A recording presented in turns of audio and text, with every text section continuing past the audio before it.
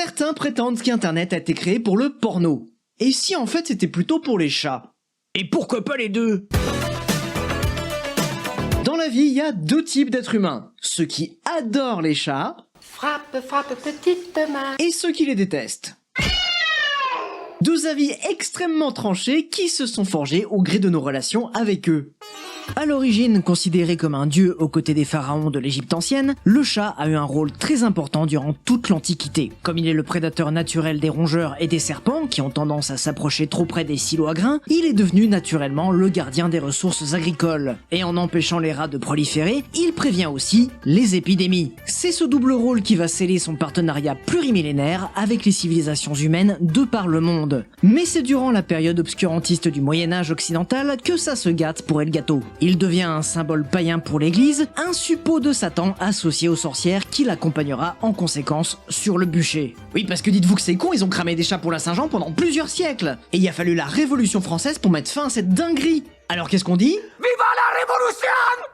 Par contre, dans les pays orientaux et asiatiques, le chat a gardé une image respectueuse et très positive en général, comme au Japon avec le célèbre Manekineko, porteur de chance. Il y a vraiment qu'en Occident que ça a déconné quoi. Et ce n'est que depuis le 18e et 19e siècle que le chat est vraiment respecté dans nos contrées. Il préserve sa personnalité mystérieuse et indépendante, en plus d'être associé à une certaine idée du romantisme. Tout ça pour dire que ça fait des millénaires que ces mini-lions domestiques nous accompagnent dans nos vies quotidiennes, et ces représentations dans la culture sont aussi diverses que multiples. Encore de nos jours, on continue de les honorer ou de les ridiculiser, notamment au travers de la culture populaire. Et sur internet, ils ont un peu cette image de petits bouffons de la maison. On les photographie dans des poses ridicules, on les filme en train de faire des conneries ou de se rater lamentablement, bref, on se marre bien à les considérer comme des bébés mignons et très maladroits. Et en vrai, tout ça, c'est très humiliant. À moins que ce ne soit un vaste plan de manipulation pour retrouver leur ancienne gloire. Salut tout le monde, c'est Janonymous et j'espère que vous allez bien parce qu'aujourd'hui, comme vous l'aurez compris, on va parler des chats dans la culture même. Et plus particulièrement, des lolcats. Alors je pense pas trop m'avancer en disant que vous connaissez toutes et toutes en grande majorité les lolcats, ces images de chats rigolos qui envahissent le web et nos algorithmes depuis plusieurs décennies maintenant, mais est-ce que vous connaissez leur histoire? Parce qu'en réalité, la domestication d'internet par les chats, ça commence plus tôt que vous ne le pensez, et ça s'est fait à coups de griffes.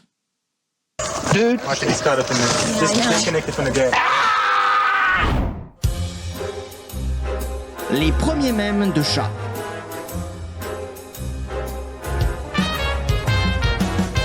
Au tout début des années 90, le web est encore balbutiant. L'endroit privilégié par les utilisateurs pour se regrouper et échanger, c'était les newsgroups comme rec.pet.cat, l'un des premiers newsgroups dédiés à répondre aux questions et aider les propriétaires de chats. Les premières conversations remontent à juillet 1991. C'était les ancêtres des forums, et sur certains de ces groupes, déjà à l'époque, ça insultait et trollait méchamment. Genre 4chan n'a rien inventé.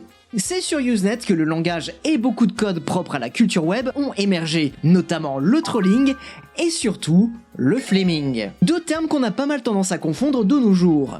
Là où le trolling consiste à générer des polémiques interminables en créant artificiellement des controverses pour énerver l'interlocuteur en utilisant toutes les armes possibles comme la mauvaise foi, le flaming, de son côté, ignore toute forme de subtilité pour une approche bien plus agressive et violente, à base d'insultes, d'intimidations et autres menaces. Littéralement, mettre de l'huile sur le feu puis y éclater violemment le visage d'autrui. Le but derrière tout ça, c'est de créer un environnement ultra toxique pour pousser les autres utilisateurs à quitter leur propre espace de discussion, en leur faisant vivre au passage la pire expérience possible. En gros, c'est la stratégie de la terre brûlée. Cramer tout. Il n'y aura pas de révolte. Parce que pendant longtemps sur Usenet, non seulement les utilisateurs étaient anonymes, mais en plus il n'y avait aucun moyen de les bannir individuellement. Un bon terreau pour faire croître les graines du cyberharcèlement. En gros, ce qu'on voit régulièrement sur les réseaux sociaux de nos jours, c'est plus du flaming que du trolling. Et le ragebait qu'on voit de plus en plus sur Twitter permet de créer toujours plus de flaming. Et là vous vous dites très certainement, mais où est-ce qu'il va avec tout ça? C'est quoi le putain de rapport avec les chats? J'y arrive. Quand un nombre significatif de flamers se coordonne pour spammer des conversations, on parle alors de flame war.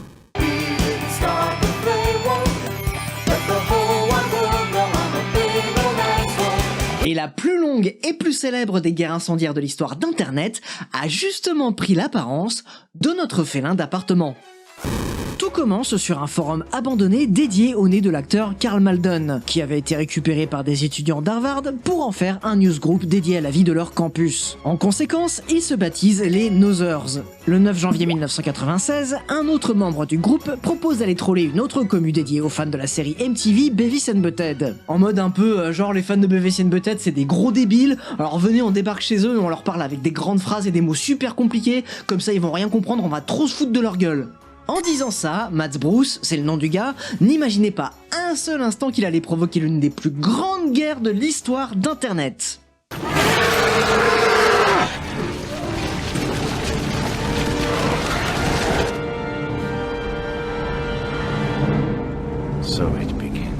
Les Nothers vont vite ravaler leur condescendance en subissant une contre-attaque dont ils ne se relèveront jamais. Les fans de Beavis et Butthead envahissent alors leur forum en spammant massivement Meow pour se moquer de l'un d'eux dont les initiales formaient le mot cat et qui finissait souvent ses posts par Miaou Miaou en référence au personnage d'Henrietta Pussycat de la vieille série pour enfants Mr. Rogers' Neighborhood, qui est donc un chat et qui parle en miaou.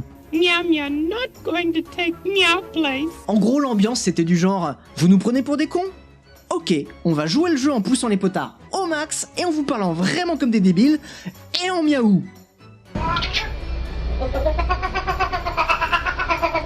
Un joli retour de karma dans la tronche des Harvardeux qui vont déserter leur propre forum rendu inutilisable avec cette avalanche de miaou et qui devient alors le fief des Meowers. On est clairement sur les ancêtres des Bitards de 4chan. Et c'est ainsi que débute Les Meow Wars. la guerre des miaou. Parce que bien évidemment qu'ils vont pas s'arrêter là, c'était trop marrant, et certains iront même jusqu'à dire que c'était une performance artistique. Quand tout le monde veut devenir un cat. C'est comme ça qu'ils vont incendier une grande partie des forums alternatifs et décentralisés de Usenet, mais aussi des boîtes mail, à grands coups de miaou, de citations de Beavis and Butthead, des Monty Python, I'm having spam, spam, spam, spam, spam, spam, spam, baby, spam, spam, spam. et de représentations graphiques de chats en ASCII, parce qu'à l'époque les JPEG ça s'envoyait surtout par mail. Et pour rappel, un mème ça peut aussi être un simple mot. Et surtout il y avait Fluffy, la mascotte des Meowers, représentée alors sous forme de texte ou en ASCII, comme ici sous les traits de Félix le chat, le premier mème félin de l'histoire d'internet qui a bien failli saturer les serveurs de Usenet. Oui parce que dites-vous que ça a duré plus d'un an tout ce bordel. Bref, c'est l'un des premiers gros traumatismes en ligne qui a transformé en profondeur les espaces numériques et dont l'héritage est toujours présent sur les réseaux sociaux 30 ans plus tard. Internet est une machine à haine. Now what is so damn funny? I could have sworn you said meow.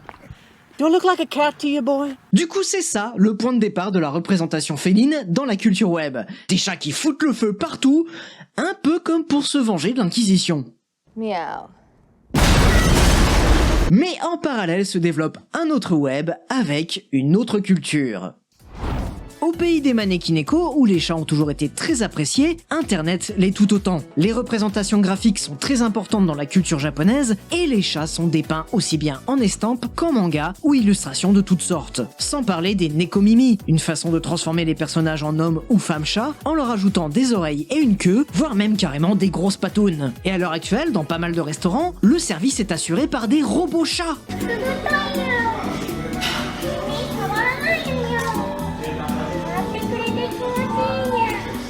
J'en veux un, faites des dons. Bref, sur les systèmes informatiques, les utilisateurs japonais vont naturellement créer des émoticônes et des dessins avec leur caractère numérique, le Shift-JIS, qui est l'équivalent japonais de notre ASCII. En 1999, Hiroyuki Nishimura, qui s'emmerde en cours, crée alors un monstre, 2channel, le premier imageboard de l'histoire du web qui inspirera énormément Something Awful et surtout 4chan, et par la même occasion, la culture web. Rien que ça. Sur ce site, les utilisateurs ont pris l'habitude de se lâcher à fond en produisant un nombre incalculable de graphismes et de petites histoires sous cette forme. Personnellement, j'ai toujours trouvé la culture web japonaise plus intéressante et plus impressionnante, parce qu'ils poussent vraiment loin dans leur délire. Et c'est d'ailleurs comme ça qu'est né Kuma, celui qui deviendra pédobère en Occident. Bref, sur 2channel, il y a surtout Mona et Giko Neko, des chats qui seront déclinés dans un grand nombre de mèmes, avec un univers et des histoires riches, remplis de personnages tout aussi charismatiques les uns que les autres. Et tout ça presque 20 ans avant le Dogelore.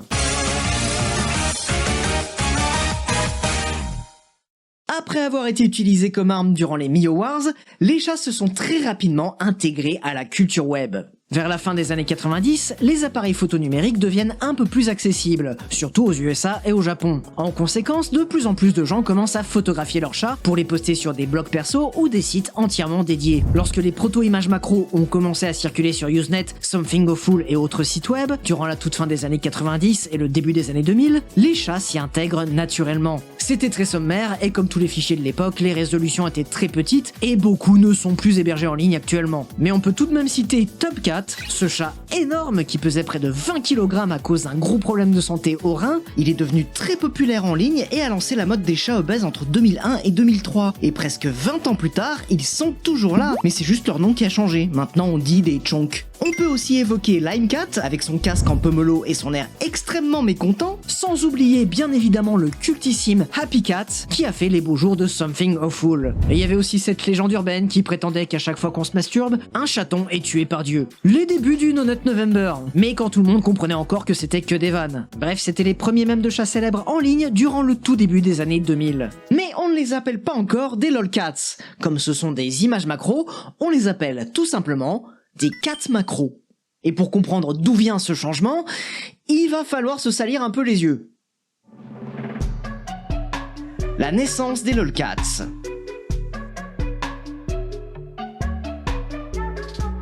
À l'origine du terme lolcats, il y a une vieille guerre intestine sur 4chan entre deux grosses communautés, les Beatards et les Furies. Et oui, ça aussi ça vient d'un conflit.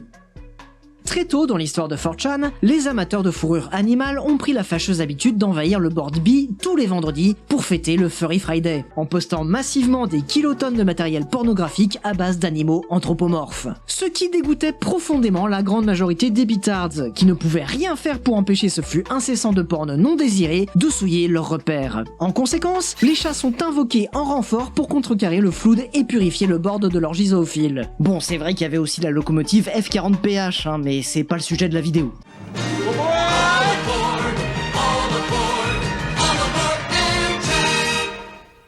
Et c'est au tout début de l'année 2005 que le fameux Catterday fut spontanément implanté dans la routine des Anonymous de Bi. Les samedis sont alors devenus la journée consacrée pour poster des photos de chats mignons, histoire de se remettre des horreurs de la veille. Mais aussi pour permettre aux Anonymous de clamer leur amour pour les minous. Mais l'amour tranquille, sans aucune lubricité ni rien, dans le respect le plus total de la bête.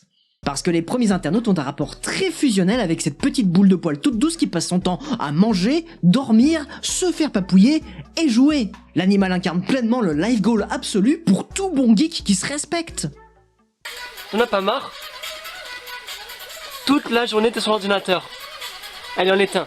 Et les Anon, ils aiment tellement les chats que quand ce salopard de Kenny Glenn a torturé ce pauvre Dusty dans une vidéo qu'il a postée sur YouTube, oui, on pouvait poster ce genre de vidéo en 2009. Très rapidement, Anonymous a doxé le gamin et a fait en sorte que le chat soit mis à l'abri chez un veto. C'est l'un des faits d'armes les plus populaires du 4chan de l'époque. On déconne pas avec les chats sur internet, ni même dans la vraie vie d'ailleurs. Et on n'oubliera pas, Kenny. On n'oubliera pas. Si vous osez toucher un poil du cul de mon chat, je foutrai un pétard allumé dans vos slibards pour vous exploser les couilles.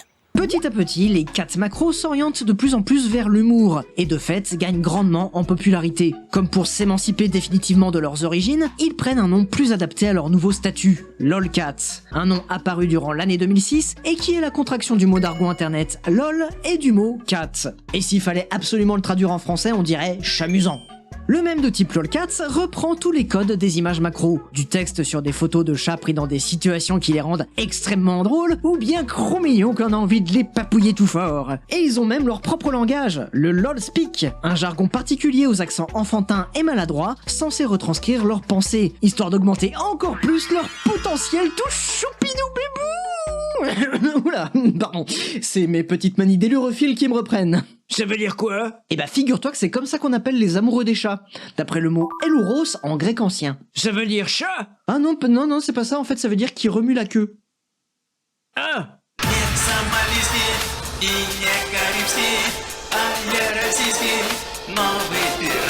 Ce qui a longtemps défini le format lolcats, c'est donc une photo de chat tout mignon transformée en image macro et dont le texte est rédigé en lolspeak. Dès 2006, certains de ces lolcats ressortent du lot et vont avoir leur propre variant, comme ces chats qui interagissent avec des éléments invisibles, nés sur 4chan durant les 14 days de juillet et août 2006 avec Invisible Sandwich et Invisible Bike, des macros utilisant des photos montrant la bête en plein mouvement ou dans une position intrigante, un mème très efficace qui fonctionne en 3 temps, la découverte de la position du chat, la lecture de la phrase qui décrit ce qu'on ne voit pas, et la redécouverte de la scène avec l'élément manquant en faisant le montage dans notre tête. Même pas besoin de Photoshop ou Diagen, notre cerveau fait tout le boulot. Oui, je sais, ça paraît fou. On peut citer aussi Monorail Cat, né sur le site Catmas en novembre 2006, et qui reprend des chats couchés sur des rambardes comme s'ils étaient posés sur un rail, attendant d'être mis en service pour transporter des passagers. Un peu comme le chat-bus. Monorail Cat. Mais s'il y a un cat qui ne lol pas du tout, c'est bien Serious Cat. Une image de chat photoshopée pour lui donner un air ultra sérieux, voire blasé, et qui a bien tourné sur 4chan et YTM Indie avant d'être reprise massivement en dehors de ses communes de niche. Il a même eu son propre site en novembre 2007. Et à l'origine, il a cette tronche-là. Il n'y avait vraiment pas besoin de le photoshopper, moi je trouve qu'il est bien mieux au naturel. Et cette photo, on la retrouve sur des sites japonais depuis au moins 2003. Et oui, c'est une information que je n'avais pas encore au moment où j'ai parlé de ce mème dans la vidéo des 10 ans. Et bien sûr, je ne peux pas ne pas évoquer le chat du grenier. Allez, vas-y, fais des trucs mignons. Non, pas celui-là, moi je parle de celui qui te regarde quand tu te branles. Comment ça, lui aussi? Vilain, monsieur le chat! Vilain! Non, moi je vous parle de Sailing Cat, aussi connu comme le dieu des lolcats. Et pas Céline Dion, aussi connu comme la déesse des Dions. Apparu pour la première fois sous cette forme et avec ce nom sur YTM Indie en février 2006, il a beaucoup tourné sur ce site et sur 4chan, avant d'avoir lui aussi un site web dédié à sa gloire. Et il est très vite devenu extrêmement populaire dans les communautés en ligne. Mais les origines du chat et de la photo sont toujours incertaines à l'heure où j'écris cette vidéo. Différents utilisateurs affirment connaître le propriétaire du chat, mais aucune preuve concrète n'a été donnée jusqu'ici. La seule chose qui est sûre, c'est qu'une photo du même genre a été postée sur Funny Junk en 2003, montrant le même chat dans le même trou au plafond, mais pas avec le même angle de caméra. Et probablement parce qu'il sort du plafond et que le plafond c'est un peu le ciel pour les geeks, il est logiquement devenu un dieu, le dieu des lolcats. Et comme toute divinité positive, il a aussi son équivalent négatif, le chat de la cave. Et ces deux-là sont à l'origine de plusieurs textes saints qui interprètent leur existence de différentes façons. La Bible des lolcats, qui imagine le rôle des différents lolcats populaires de l'époque, et le Catnarok, dont je vous parle dans ma vidéo sur Longcat. Bref, durant les années 2006 et 2007, leur popularité explose partout sur le net. Les 14 days sont repris dans d'autres communautés en dehors de 4chan, et le phénomène est si important que des articles de presse sont publiés pour expliquer cette nouvelle tendance qui envahit les espaces numériques. Les lolcats, c'est tellement un classique qu'ils ont constitué le premier rapport à la culture web pour énormément de nouveaux utilisateurs. Et oui, beaucoup de gens ont découvert les mèmes avec ce genre d'image macro. Comme toi? Oh non, d'aussi loin que je me souvienne, j'envoyais des gifs de Dancing Banana sur MSN, et on était au tout début des années 2000. Oh le prouveur! Ce sont eux qui ont popularisé les images macro et les mèmes internet auprès d'un public plus large, avant le raz-de-marée des Advice Animals et des Rage Comics. Ils se sont propagés comme une traînée de poudre sur les réseaux sociaux grand public de l'époque, en particulier Facebook, ou encore par le biais de blogs et de sites dédiés. Le plus connu, Ikenas Cheeseburger, a été créé en janvier 2007 par Eric Nakagawa et racheté quelques mois plus tard par Ben Hu. Non, pas lui.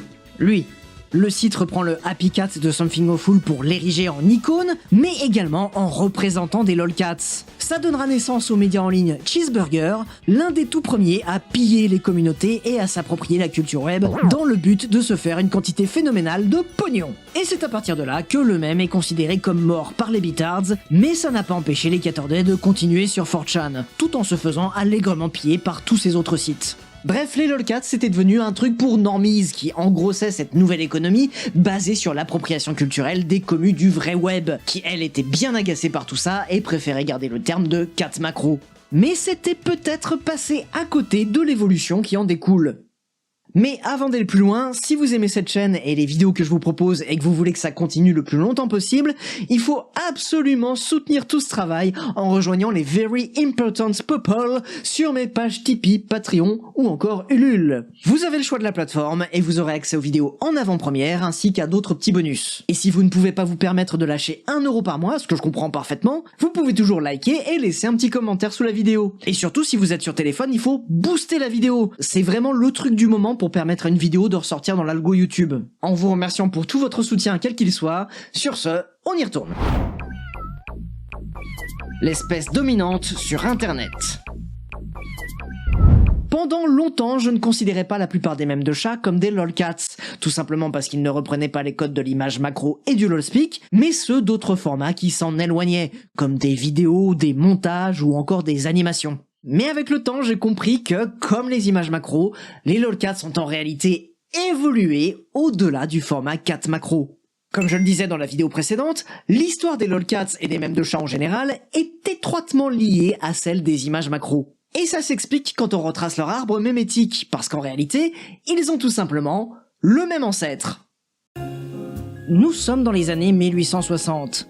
Après une carrière dans l'armée anglaise, un certain Harry Pointer, apparemment en pleine crise de la quarantaine, décide de se reconvertir comme photographe. Il travaille alors dans la ville de Brighton dans le Sussex et réalise, entre autres, des portraits de chats en train de faire des trucs de chats. Et ça marche tellement bien qu'il finit par se spécialiser dans les photos félines durant les années 1870. En faisant des mises en scène rigolotes avec ses petites boules de poils, n'hésitant pas à les humaniser, ajoutant des petites légendes sous certaines de ses photos pour renforcer l'effet comique. Ainsi sont nées les proto-images macro de l'ère pré-internet, avec des proto-lolcats. Pointer a publié plus de 200 photos de ce style dans sa série intitulée The Brighton Cats. Et ça a tellement cartonné auprès du public qu'il y a même eu des expositions, et c'est comme ça qu'il s'est fait un nom dans le milieu de la photographie britannique. Et par la même occasion, il a été reconnu comme un pionnier des photos animalières. Des années plus tard, il inspirera Harry Whittaker Freeze pour ses livres de photos d'animaux et de chats à destination des enfants, au début des années 1900, et aussi probablement Victor Baldwin dans les années 70, avec notamment cette photo très connue, qui est aussi le tout premier poster de motivation de l'histoire. Bref, sans ces gars-là, pas de lolcats et pas de calendrier de chatons tout mignon non plus. Et des décennies après, on retrouve cet ADN dans des mèmes comme le chat qui pense à acheter un bateau au petit-déj, ou encore le Capitaine Kitty prêt à piloter son avion. Et comme les images macro, les mèmes de chats ont aussi évolué dans des directions différentes. La plupart des lolcats ont eu à un moment ou à un autre des variants sous forme d'exploitables, et il existait aussi d'autres formats de mèmes de chats, comme lolcat par exemple, qui étaient plutôt utilisés dans des montages Photoshop ou des petites animations. Il y avait aussi le chat qui danse en stop motion créé en 2004 par Steve Ibsen. Cat. I'm a kitty cat. And I'm meow meow meow and I'm meow meow meow. Cat. I'm a kitty cat. And I dance dance dance and I dance dance dance. Ou encore ces montages de photos de fêtes étudiantes où les verres d'alcool étaient remplacés par des chats. Sans oublier le cultissime Keyboard Cat qui joue à du piano sur YouTube depuis 2007.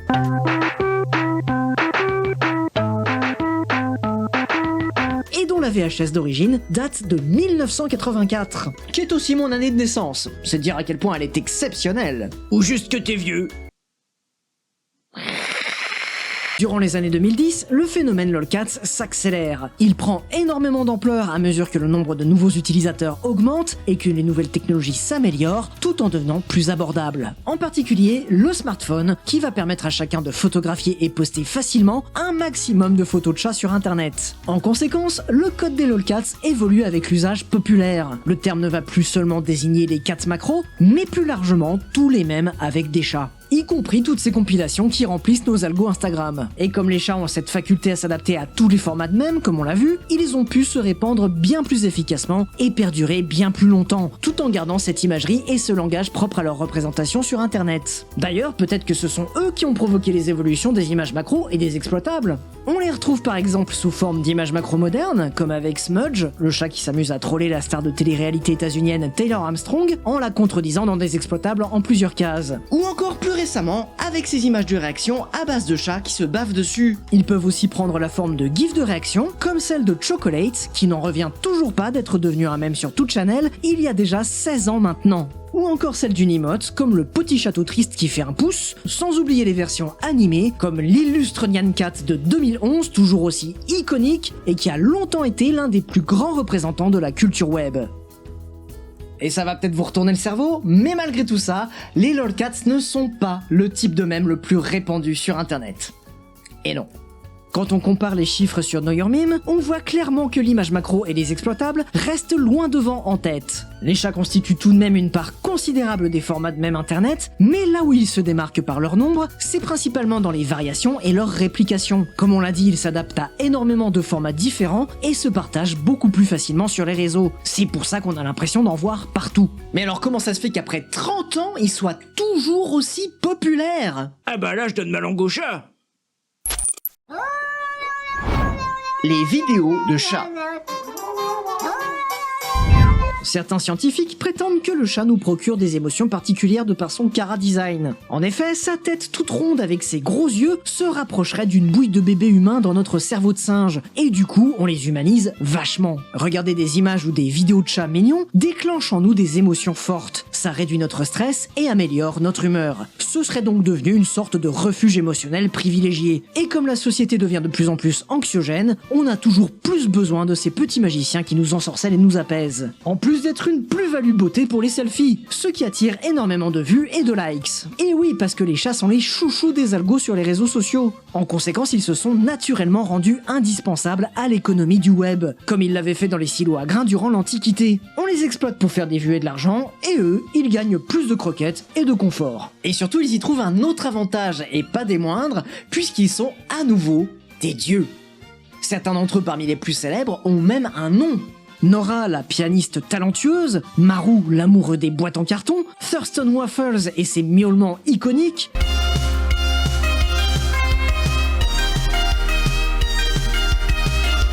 et surtout Tardarsos et sa bouille de grincheux. Des chats qui, même des années après leur décès, sont toujours présents dans la culture web, continuent d'inspirer leurs semblables et de nous procurer de merveilleuses émotions. Et dernièrement sur Instagram, j'ai découvert Jinpachi et son énorme collection de costumes à base de sacs en papier, qu'il enfile avec plaisir pour parader devant les caméras.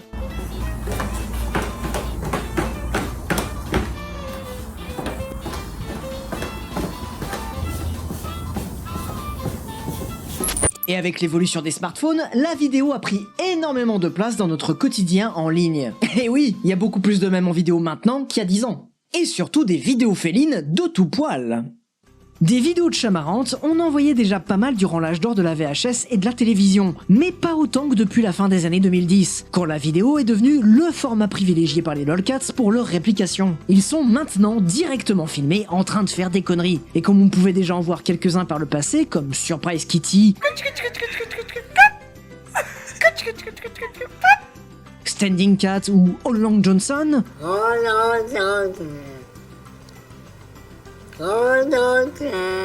on voit de nos jours énormément de montages de toutes sortes, servant à créer des petites histoires avec certains d'entre eux, devenus des classiques sur les réseaux sociaux. Perso, j'ai un attachement particulier pour Lizzie de la chaîne All Kitty, qui est incrustée dans de grands blockbusters hollywoodiens grâce au talent de monteur de son humain.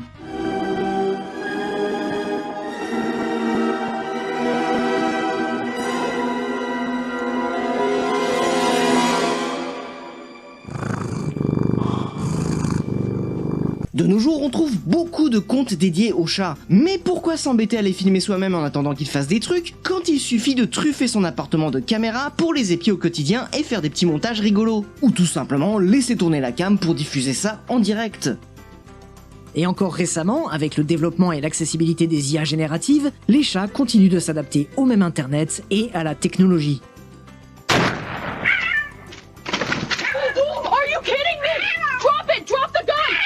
Comme ils l'ont toujours fait en réalité. Parce que figurez-vous que la toute première vidéo de chat rigolo date de 1894. C'est un petit court-métrage de William Kennedy Laurie Dixon intitulé The Boxing Cat. Mais comme ce film pue fort la maltraitance, je lui préfère celui de Louis Lumière réalisé l'année suivante. Le déjeuner du chat. Mais attendez une seconde. Ils étaient là durant l'Antiquité pour permettre aux civilisations de prospérer dans l'agriculture en nous sauvant des épidémies. Ils étaient là au début de la photographie, à la naissance du cinéma, au tout début de l'histoire du web. Mais en fait, ils nous manipulent depuis le début. Internet n'a pas été créé pour les chats, mais par les chats. Oh putain, le plot twist! Oui, si les chats se mettent des tranches de pain sur la tête et prennent des photos d'eux, cela tend à prouver qu'ils sont presque aussi intelligents que nous le sommes.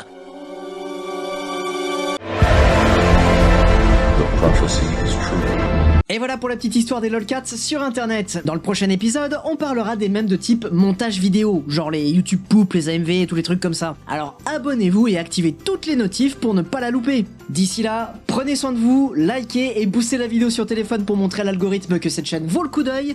Et miamez-vous! Oh mon dieu, il y a un faux raccord dans la vidéo! Sauras-tu le retrouver?